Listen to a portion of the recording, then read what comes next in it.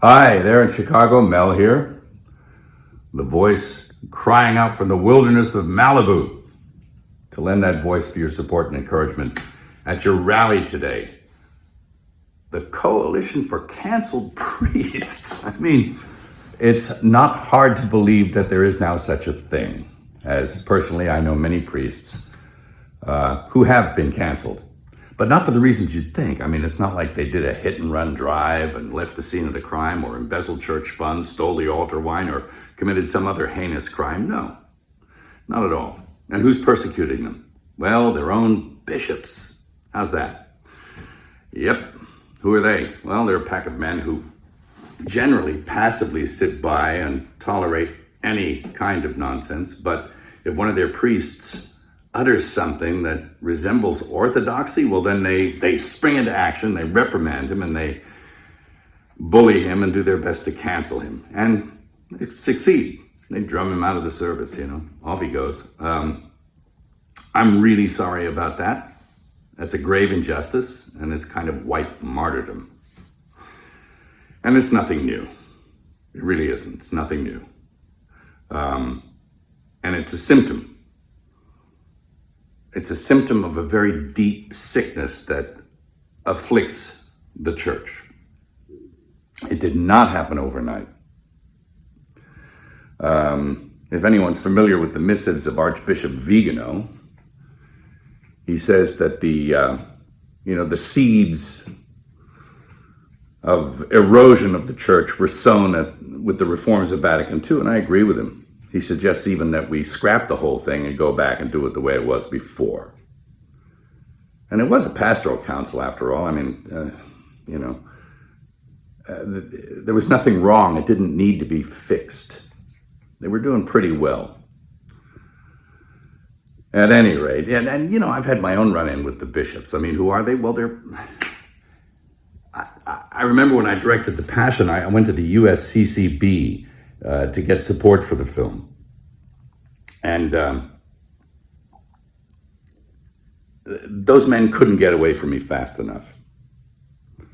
And all but a few of them turned their back on me. And it was pretty telling about who they were. A pretty insipid bunch.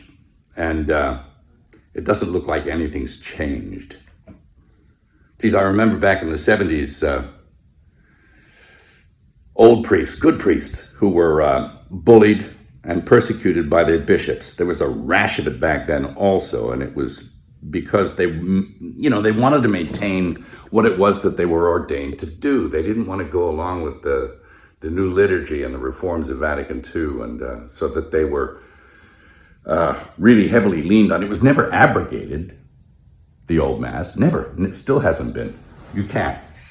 It's protected by quo primum. But they were bullied and badgered and put in insane asylums, and it was pretty sad to watch. And this kind of thing is now happening again. And how are we supposed to know the good guys from the bad guys? Well, we were given a standard by which to judge them. By their fruits, you'll know them. By their fruits. Anybody seen any good fruit lately? Well, it's tough. And look, I'm a pretty sinful guy. I mean, I'm as venal as the next guy.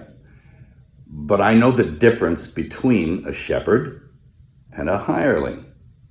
And I think that the vast majority of these bishops are just a bunch of hirelings. And my question is, who's hiring them? I don't think it's Jesus.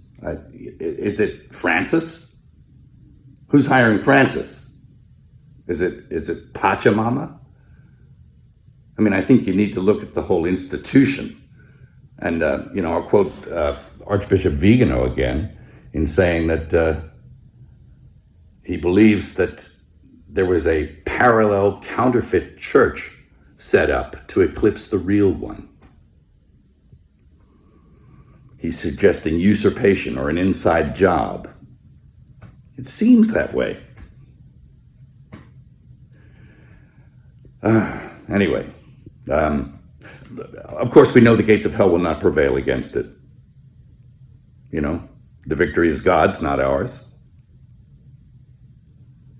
And it will flourish if we keep it in our hearts.